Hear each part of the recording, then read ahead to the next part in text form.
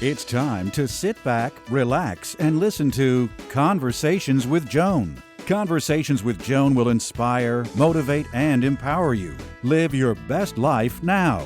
Listen, learn, think, and decide. And now, here's your host, Joan Herman.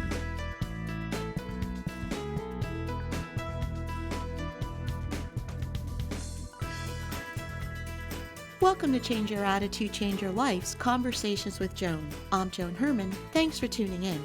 Conversations with Joan focuses on topics that are important to your life, from health and wellness to professional development to personal well-being.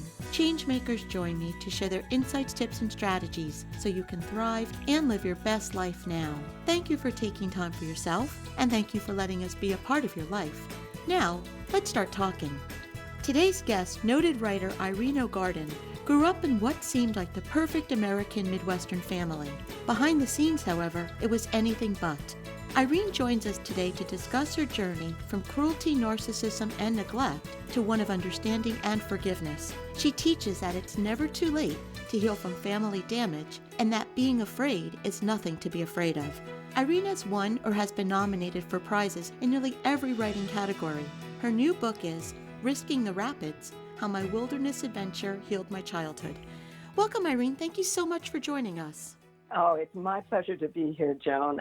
You are an inspiration to me. The things that you encourage in your listeners, the things that you encourage for all of us every day are just nourishment for the soul. Thank you so much for saying that, because I know that you went through a journey of healing. And before we get to that, I want to start off with talking about your childhood. When you think back over those years, how do you describe it? Well, I was brought up in the middle of the country, in the middle of the last century. And so I was smack in the middle of the country and the world. And it just seemed like the attention was not there for that middle child. And kind of what happened was my father was a television personality locally in Minneapolis, and my mother was a rather icy, reserved woman who loved society events. And I was brought up in a large family. There were 6 other siblings, one of whom was a rather merciless bully to me. And there were rivers of martinis. There were all of those kind of challenges. And yet there was some camaraderie, but there was a great deal of pain. And I grew up overeating, with body and food image issues. And my brother grew up with chronic pain. I had a couple of siblings who had trouble with alcoholism. So there was a portrait of what happens when there is emotional neglect. We weren't, thrown up against the wall, and there was always enough food, but there was this deep lack that took many years for me to begin to articulate and to heal from. Irene, you say that you started writing to explore the whys of your family, and you, by anyone's account, are an accomplished writer. So that was really at the source of all of the work that was to come. So what did you learn about your upbringing and your family dynamics? Well, what was interesting was that I sort of started it out like family CSI, I want these answers. I'm a detective here, and I want to find out why there was so much pain in our family. And yet, as I began to write and as I began to explore, as I began to take into consideration my parents' personal journeys, I found that in that reflection, there was healing to be had there, though it didn't become completely active until I took this wilderness adventure. When I discovered it was a float trip in the most remote part of the lower 48 states, Montana's Bob Marshall Wilderness. And I'm not a risk taker in general, or I don't do high risk activities. I don't do skydiving and rock climbing and all of that, because I sort of feel like I want my life to pass before my eyes just that one time when it's supposed to at the very end. But I have a brother who goes out into the wilderness every year, and he and my sister and a couple of other relatives decided to take a wilderness trip with him, kind of in honor of an older brother of ours who had died unexpectedly. And but we decided to kind of seek closure on this journey. And what happened was, being in the wilderness and being in these unexpected situations on the river, on the rapids, sticks coming at us and pelting hail and rain and all of that, I saw that it was a really good metaphor for our family lives. You know, we can never totally anticipate what's going to come at us in a family. It's very unpredictable. It certainly was in my house. And the thing about the wilderness is that you realize you can't get angry at it. You can't resent it for storming. You can't entertain it. You can't compete with it. You can't do any of the natural things that we so often do in response to the damage that we've suffered as children. You simply have to accept and be in the present moment and move forward. So that journey was a very healing one for me, because it spelled out physically a lot of what I had experienced emotionally. So when you went on this trip, you went on for a particular set of reasons. When did you start to become mindful of these lessons? Was it upon returning home and reflecting, or while you were actually on the journey? Well, we hardly had time to think on the journey. There was hardly any reflective time. There was a little at night around the campfire we could do a little bit, but it was such an ongoing challenge that I had to be in the present moment all the time. And I was with people I loved. I was with people who had experience in the wilderness, which is why I felt that this was a calculated risk I was willing to take. I would get to know them even more. We would bond even more strongly. And they have wilderness experience. However, because it was a more challenging year than they had ever experienced, none of us could really do that kind of reflecting. But it was really on the plane on the way home from the journey. My muscles were just rubber, but I was sort of feeling free of something that I had carried with me for so long, and I began to reflect and realize that I had left a lot of that pain back there in the wilderness.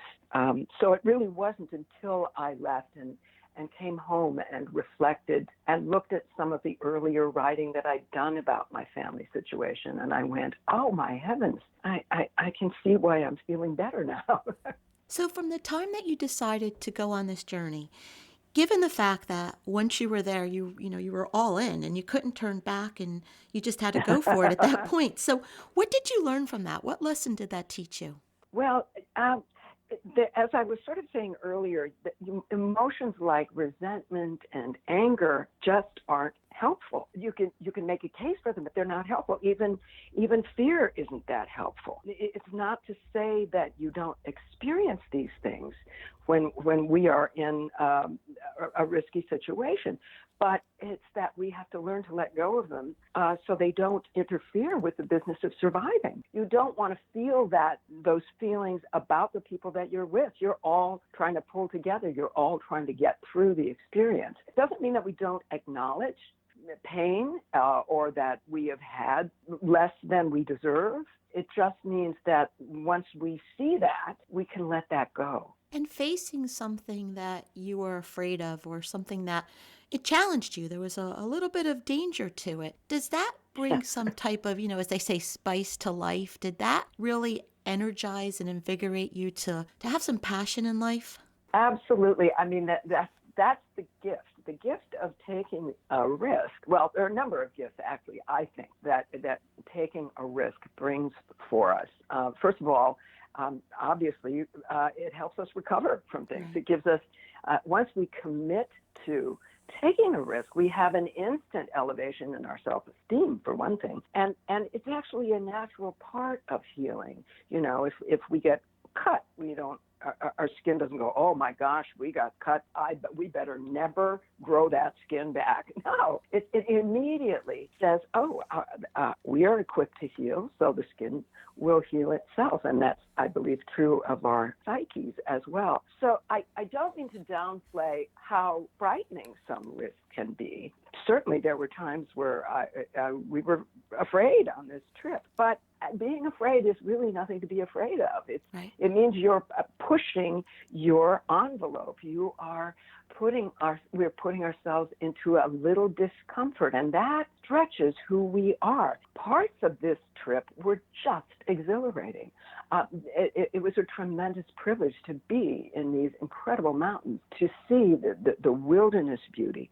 And, not every risk has to be gigantic for us to derive a sense of healing from it. I mean, for some people, taking time to have a conversation with a family member that they may have had some difficulty with, that may be plenty risk enough. But having that time together doing an activity is a risk worth taking. And Irene, you hit on a key point, because what you did, this was done on a very grand scale, but any one of us, any day of our life, can achieve the same rewards by just putting ourselves out there and getting out of our comfort zone. Exactly. And, I like to think of risk kind of as the tightrope that connects us with what we want. And, oh, gosh, it seems like, we're having to walk on a tightrope. Oh, what do we do? But remember, of course, that people who want to learn to walk the tightrope, and I have a friend who has done this, actually, so it was he who inspired me. Yeah, at the age of 66, he decided he wanted to learn how to walk a tightrope. And, of course, you don't start out 100 feet in the air.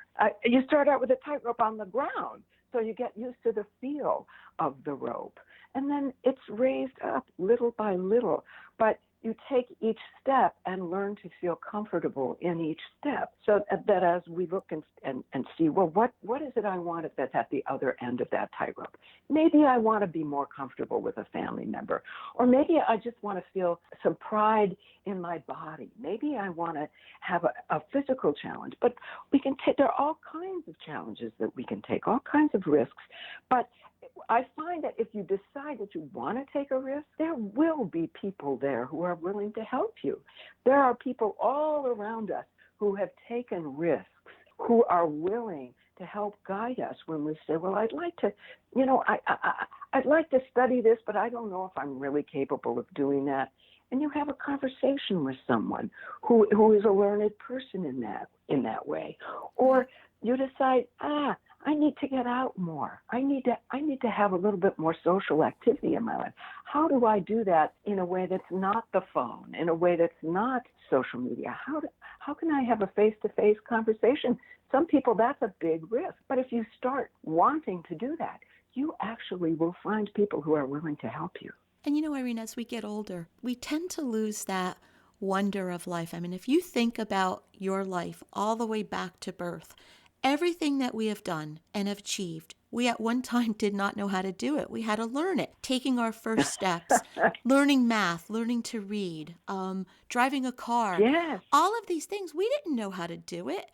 But, it was just, we learned it and we went forward. And I think we lose that as we get older. We forget about that. Yes, I don't think we lose the capacity, but I think we forget that we have done it. We keep thinking, every time we take a risk, it's a totally brand new thing. We all have lifetimes of risk behind us. We've learned to ride a bike. Many of us have born children. I think, I have a little story to tell. I was asked by a woman the other day. She stopped me at the health club, and she wanted to know what I was up to, so I told her a little bit about the book. And she said, "Oh, you're talking about risk, huh?" I said, "Yeah." And she said, "Well, my husband has been working at the same job for 35 years. He's 55. He does the job very well, and he has been compensated well. So he has a financial capacity to be able to say, you know what, I'm going to quit this job now, and I'm going to go explore something else." She said, but he's afraid to do that because he knows this job so well. He's a little bored there, but he knows this job so well that he doesn't know. He could wait another 10 years and do that. And I said, well, okay, so what happens if he waits another 10 years? And she said, well, he's a little concerned that he might be too old to enter the job market in another capacity. I said, yeah. And I said, isn't it possible, too? Some companies try to edge older workers out so that they can promote younger workers. Well, yeah, so there's that chance that he might actually be asked to leave before he feels ready to leave. So I said, and this to me is the key to risk. I said, he is taking a risk right now. He is risking that if he takes no action, he is risking the capacity for him to grow and enjoy this whole new portion of his life. And when we look at that, we are all risking actually all the time. And to me, the secret of risk is for us to choose consciously the risks that we want to take. You know, you hear a story like this, and aren't we all kind of rooting for that guy to quit the job and then explore this other thing? Yeah. And so I said, well, what is he interested in? She said, well, he's interested in real estate. I said, well, okay, so this is another thing we can do with risk. He could possibly begin to bridge that risk a little bit. He could lay the tightrope out, but not too high from the ground. In other words, he could take an online evening class about real estate while he's working, see if he likes it, begin to test the waters a little bit, and then begin to pave the way for what he really wants, which is a new experience, a new enlargement of his life, a new reflection of that happy, universal energy that is deep within us all, that leads us forward in life. And that's such a great message because it's not always all or nothing. You can put your toe in the water. You can bridge it. You can make incremental steps to living the life that you want. And I just think too many people think they have to throw it all away and start new when what you just explained so eloquently is the way that we should be approaching it. Just remember that we are actually the drivers of this. And, you know, if there's a risk, Joan, that I would recommend that every listener take and that they can all take right now, wherever they are, is sitting as they listen. It feels so often like a risk to trust our inner selves, to trust our impulses. And the truth is, once we start doing that, once we take that basic step of saying, I can trust myself, I can trust if I am led in a certain way, I can trust that. If I want to take a risk, I can trust that my inner self is going to guide me there. And once we have that foundation, then we can begin to explore, even in the tiniest way, going to the library, getting a book about this, doing a Google search about the area that you might want to explore, having a conversation with a friend. This is all possible because we can trust ourselves. And if there's one choice I've ever made that has made the biggest difference in my ability to take a risk, it is saying that to myself and reminding myself of that I can trust my own impulses. And what somebody once asked me, why should we go back and heal our childhood wounds? Which was a surprise to me. I'm like, well, I never thought to ask that. And then I realized if we are still carrying what we perceive of as those painful childhood wounds, it makes us afraid to look inside of ourselves because we don't want to have to come up against that pain. So when that happens, and believe me, I did it for years. I compulsively overate. I did not want to look at the pain. But, of course, all that did was compound the pain. So when I finally went, let me look inside, let me forgive that child, let me forgive it. Let's look at that and let it go. Let's let it go. Once we begin to do that, then we get in touch with that incredible, powerful, universal, joyful energy that is our birthright as human beings. We are all meant to be as happy as healthy animals are. We need to begin to trust and resonate with that happiness that's there within us, trying to emerge. The book is Risking the Rapids, How My Wilderness Adventure Healed My Childhood. If you would like to learn more about Irene and her work, you can visit IreneO'Garden.com. Irene, in our final moments, I sometimes feel that people today, we seem so isolated. I mean, we're more connected than we ever were before, but So many people, I think, are more isolated than they ever were before. And we may be forgetting the importance of working together and collaboration. And you went on this journey with a family that may have been in a little crisis and who had experienced some trauma. And what did you learn during that journey with the obstacles that you encountered and whatever dangers may have been present? What did you learn about the importance of working together and collaborating rather than trying to go it alone? Boy, Joan, I can't recommend it highly enough. This idea of teamwork. And this was a splendid journey. It was a terrifying journey on some levels. It was a traumatic journey on some other levels.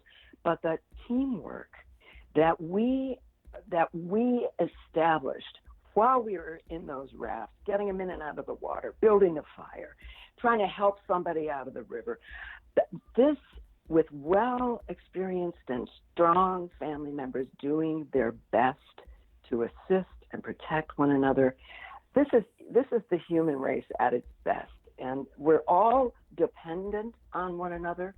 And as we work together, we learn that we can depend on each other and we can depend on ourselves. So I highly recommend, it doesn't have to be a wilderness thing. Maybe you're just going to get together and build a picnic table together, or maybe you're going to find a journey through a museum together and try to articulate your experiences with one another. But that teamwork that happens is so healing and necessary for us all. Irene, thank you so much for joining us and for sharing wonderful life lessons and for reminding us that it's never too late to heal and that being afraid is nothing to be afraid of. Promise me that you will keep writing and sharing your joy with all of us, and you are welcome to come back on this show anytime you'd like. Oh, bless your heart, and thank you so much. It's been such a privilege to be here. This is Conversations with Joan. Stay with us. We'll be right back.